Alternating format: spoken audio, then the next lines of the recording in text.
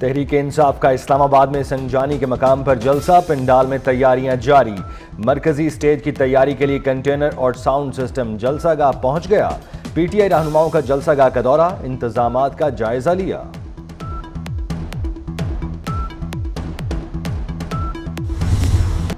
Container لگانے سے معلوم ہوا حکومت پی ٹی آئی کے جلسے سے ڈر گئی۔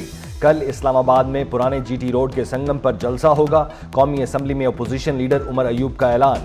کہتے ہیں جلسے کے خوف سے رات کو انتظامیہ نے پھر پنڈال کی جگہ تبدیل کر دی۔ پارلیمنٹ سے پاس کیا گیا جلسے جلوسوں کا بل حکومت کے ہی آڑے آئے گا۔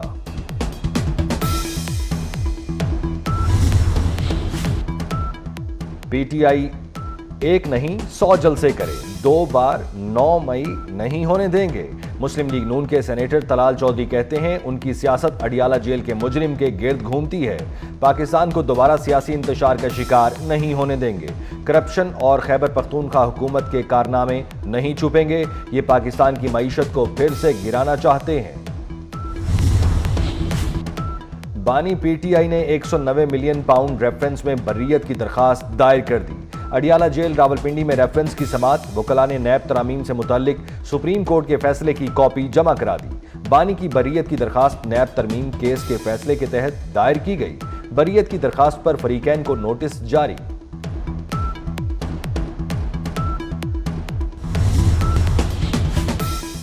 صدر اور وزیر اعظم کا فتنہ الخوارج کا حملہ ناکام بنانے پر سیکیورٹی فورسز کو خراج تحسین۔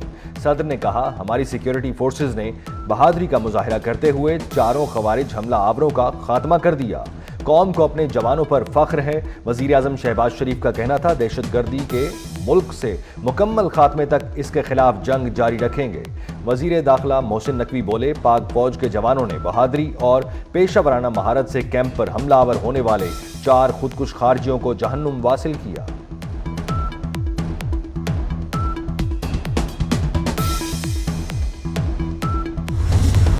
عزم استحکام کسی نئے آپریشن کا نام نہیں، کسی کو بے دخل نہیں کیا جائے گا۔ Army chief general Asim Munir کا یوم دفاع و شہداء کی مرکزی تقریب سے خطاب۔ کہا ملک دشمنوں کو جہاں پائیں گے ان کی سرکوبی کریں گے۔ مزید کہا سیاسی اختلاف کو نفرتوں میں تبدیل نہ ہونے دیں۔ جنوبی ایشیا میں پائیدار امن کا قیام مسئلہ کشمیر کے حل سے مشروط ہے۔ فلسطین کا تنازع دنیا کے لیے انتہائی قابل فکر سوالیہ نشان ہے۔ اسرائیلی جارحیت بین الاقوامی قوانین کی کھلی خلاف ورزی ہے۔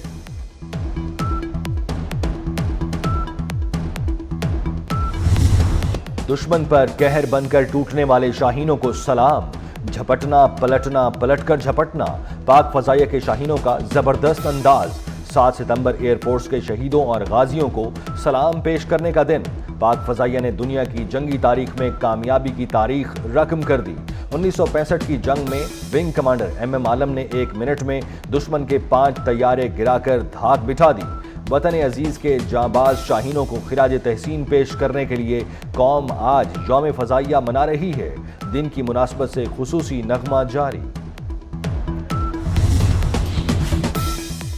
یوم فضائیہ پر پاکستان ایئر فورس کی تمام بیسز پر شہداء کو خراج عقیدت پیش کرنے کے لیے تقریبات۔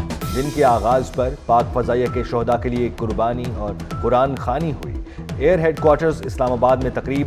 مہمان خصوصی air chief marshal Zaheer Ahmed Babar Sidhu نے یادگار شہداء پر پھول رکھے اور فاتح خوانی کی۔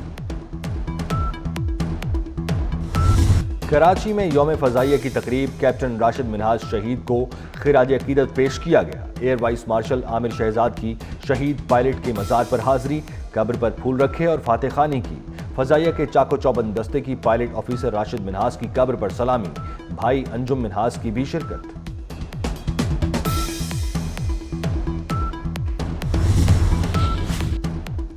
یوم فضائیہ پر وزیر اعظم شہباز شریف کا پاک فضائیہ کے شاہینوں کو سلام۔ کہا 7 ستمبر 1965 کا دن پاک فضائیہ کی تاریخ کا روشن باب ہے۔ قوم کو پاک فضائیہ کے شاہینوں کی پیشہ ورانہ صلاحیتوں اور جرأت و بہادری پر فخر ہے۔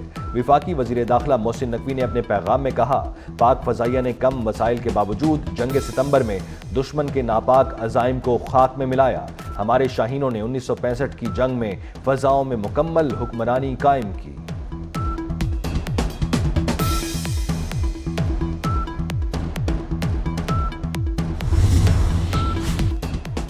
سی ٹی ڈی کے لاہور سمیت مختلف شہروں میں انٹیلیجنس بیسڈ آپریشن، داعش اور القاعدہ سمیت کالعدم تنظیموں کے 33 دہشت گرد گرفتار۔ لاہور سے القاعدہ کی اہم رکن سمیت 6 دہشت گرد گرفتار۔ دہشت گرد حساس مقامات کی ریکی اور دہشت گردی کا منصوبہ بنا رہے تھے۔ گرفتار دہشت گردوں میں بخت جمال، حمزہ آیت اللہ اور فیصل بھی شامل۔ دہشت گردوں کے قبضے سے خودکش جیکٹ، بارودی مواد، دستی بم، اسلحہ اور رقم برآمد۔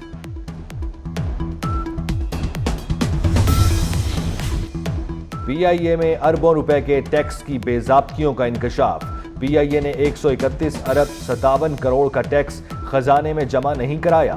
آڈیٹر جنرل نے پی آئی اے میں بد انتظامی اور نااہلی کی نشاندہی کر دی۔ رپورٹ کے مطابق پی آئی اے نے مسافروں سے وصول کیا گیا ٹیکس اپنے پاس رکھ لیا۔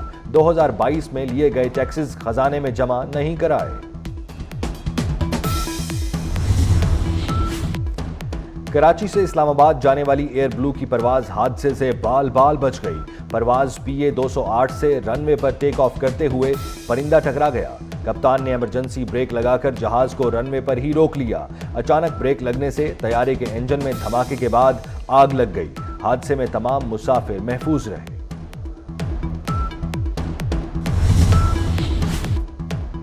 پاکستانی سمندر میں دنیا کے چوتھے بڑے تیل و گیس کے ذخائر کی نشاندہی۔ تیل و گیس کی تلاش کا جیوگرافک سروے مکمل کر لیا گیا۔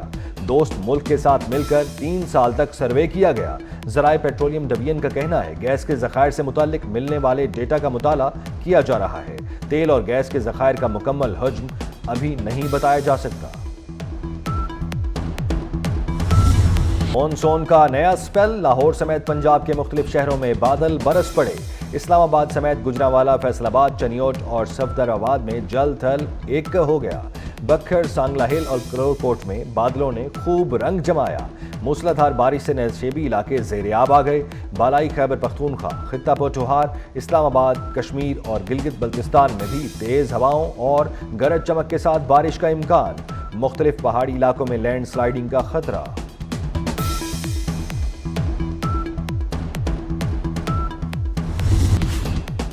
امریکی ریاست میری لینڈ کے اسکول میں ایک طالب علم نے فائرنگ کر کے دوسرے طالب علم کو قتل کر دیا۔ پولیس نے فائرنگ کرنے والے طالب علم کو گرفتار کر کے تحقیقات شروع کر دی۔